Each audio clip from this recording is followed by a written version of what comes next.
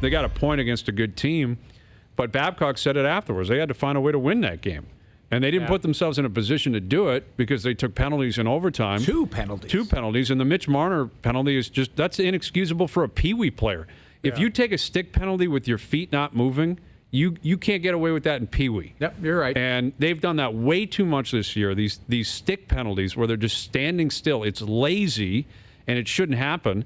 And Marner is in the firing line. Where you look at his points, he's putting up more than a point a game.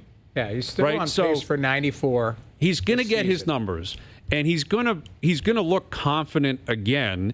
He's dealing with it mentally, I think. I mean, I'm playing amateur psychologist here, but he had a difficult summer, even though he got the payday of all paydays, because he took a lot of heat. Yeah. It was a toxic negotiation. He's a local guy.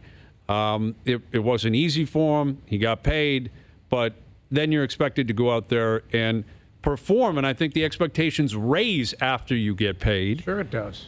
And when you take a penalty like that, you turn the puck over going the other way 10 seconds before he took the penalty.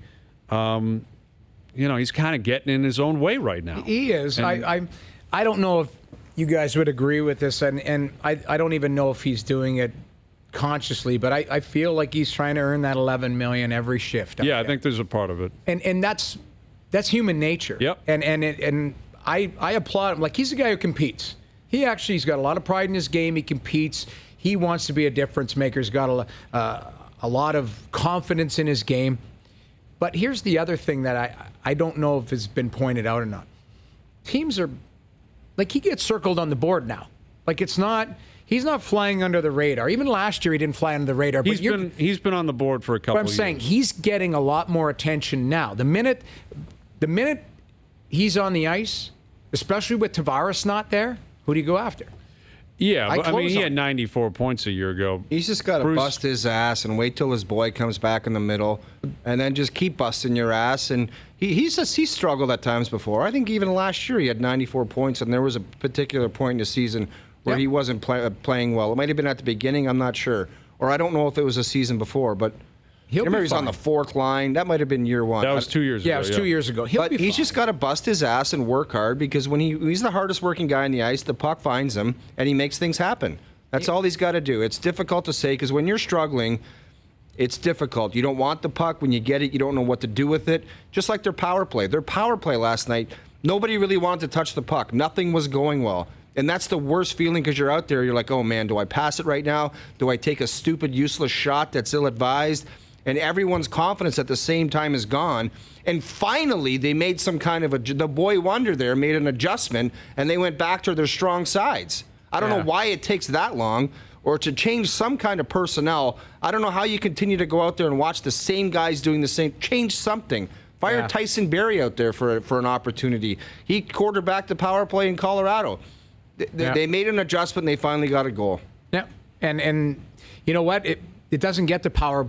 It doesn't get to overtime if the power play was better yesterday, because he had 8 opportunities. Yeah, that's right. If they're 3 for 8, game's done. They win that game. They win the game. You can't discount the fact that Washington was really good on the penalty kill too. They shut the middle of the ice down. There was not a lot of options. But I'll go back to Marner just quickly before we close that. If he scores on that little nifty drive early in the game where Holtby poke checks him, where he went hard to the net, that was a goal last year. That goes in the net last year.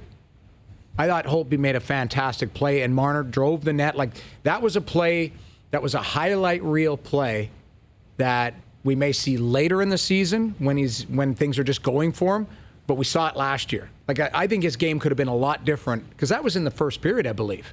It was a fantastic play, but Holtby made a good play on it, and he continued to battle. I think it's just a matter of time for Marner. Yeah, listen, he's young. He is passionate. He doesn't cheat you on effort. You never get the impression like he's mailing anything in. And he's too talented. He's too good. He's going to get out of the funk. His team could help him. If they were winning games, it would be a minor distraction. It may not even be a point that anyone would bring up.